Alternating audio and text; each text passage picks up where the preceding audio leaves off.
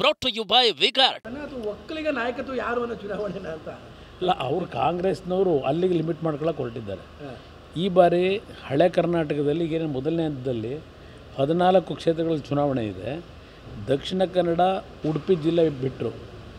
ಚಿಕ್ಕಮಗಳೂರು ಭಾಗದಲ್ಲಿ ಸ್ವಲ್ಪ ಒಕ್ಕಲಿಗ ಇದ್ದೇವೆ ನಾವು, ಚಿಕ್ಕಮಗಳೂರು ಭಾಗದಲ್ಲಿ. ಇನ್ನು ಎಲ್ಲ ಕ್ಷೇತ್ರದಲ್ಲೂ ಒಕ್ಕಲಿಗರ ನಿರ್ಣಾಯಕ ಈ ಮೊದಲನೇ ಹಂತದ 14 ಚುನಾವಣೆಯಲ್ಲಿ. ಅದರಿಂದಲೇ ಅವ್ರಿಗೀಗ ಗಾಬರಿ.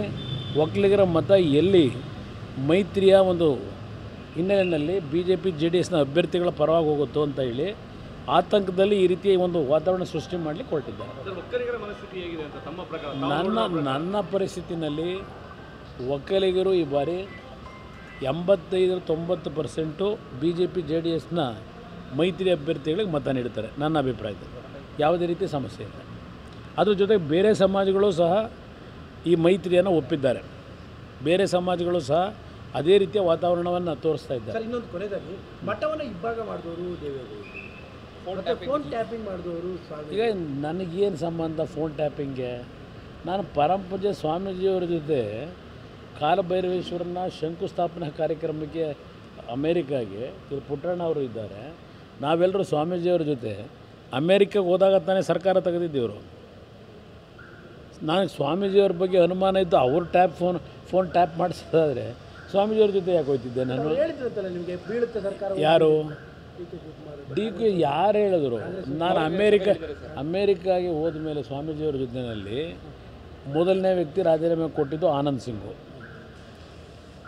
ನಾನು ಫೋನ್ ಮಾಡಿದೆ ಎಲ್ಲರಿಗೂ, ಏನು ಸಮಸ್ಯೆ ಇಲ್ಲ, don't worry, will take care ಅಂತ ಹೇಳಿದಾರೆ. ಯಾರ್ಯಾರು ಹೇಳಿದ್ರು? ನೀವು ಅಲ್ಲೇ ಇರಿ ಅಂತೇಳಿ, ಪರವಾಗಿಲ್ಲ ನಾವೆಲ್ಲ ವಿಲ್ ಮ್ಯಾನೇಜ್ ಅಂತ ಹೇಳಿದಾರೆ ಯಾರು? ಸ್ವಾಮೀಜಿಯವ್ರನ್ನ ಯಾಕೆ ಇಲ್ಲಿ ಹೇಳ್ತಿರ್ತಾರೆ? ನಾನು ಯಾತಕ್ಕೆ ಸ್ವಾಮೀಜಿಯವ್ರದ್ದಷ್ಟೇ ಅಲ್ಲ, ನಾನು ಯಾರ ಫೋನನ್ನು ನಮ್ಮ ಅಧಿಕಾರಿಗಳಿಗೆ ಆದೇಶ ಮಾಡಿ ಟ್ಯಾಪ್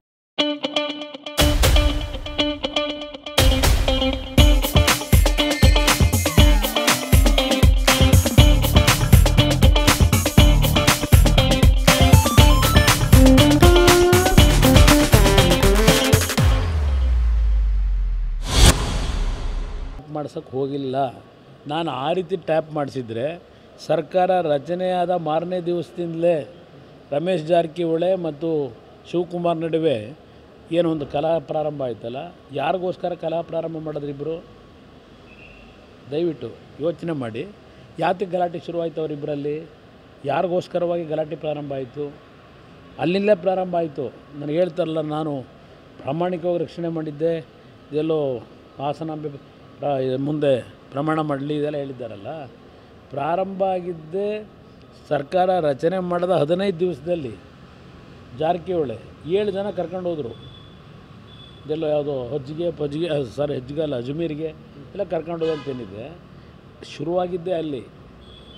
ಅದರಿಂದ ನಾನು ಟ್ಯಾಪ್ ಮಾಡಿಸೋದಾದರೆ ಎಲ್ಲರೂ ಫೋನು ಟ್ಯಾಪ್ ಮಾಡಿದರೆ ನನ್ನಿಂದ 17 ಜನ ಹೋದ್ರಲ್ಲ, ನಮ್ಮಿಂದಲೂ 3 ಜನ ಹೋದ್ರಲ್ಲ, ಹೋಗ್ಲಿಕ್ಕೆ ಅವಕಾಶ ಕೊಡ್ತಿದ್ದ ನಾನು.